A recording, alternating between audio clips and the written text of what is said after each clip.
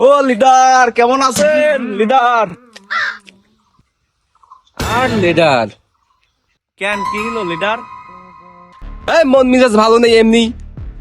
হুজুর এই মসজিদে রাখবো না। হুজুর আবার কি করলো? অনেকদিন পর গেলাম নামাজ পড়তে, কিন্তু যে দেখি যে হুজুরের তেলাওয়াতে ঠিক নেই। তেলাওয়াত তো তেলাওয়াত, সূরা ফাতিহার টানটুনি তো ঠিক হয় না। Right right right. আচ্ছা, আপনার কি মনে হয়?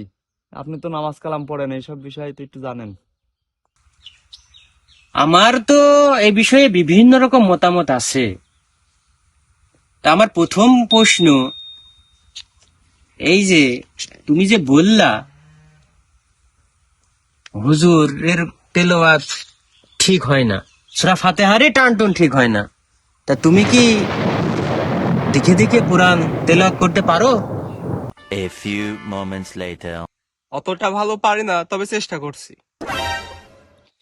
তাইলে এই যে তুমি নিজেই কোরআন তেলাওয়াত পারো না, তাহলে তুমি অন্যের ভুল কিভাবে ধরছো? একজন আলেম মানুষ, সে তেলাওয়াত করতেছে নামাজে সলাতে, তাহলে তুমি নিজে কোরআন তেলাওয়াত পারো না, কিন্তু তারে তুমি ভুল ধরে বসে আসছো। এটা একটু বেশি বাড়াবাড়ি হয়ে গেল না?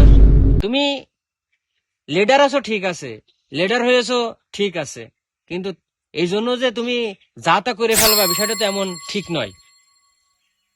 কি বলিস সাব্বির? ঠিক ঠিক। এইভাবে তো ভেবে দেখিনি।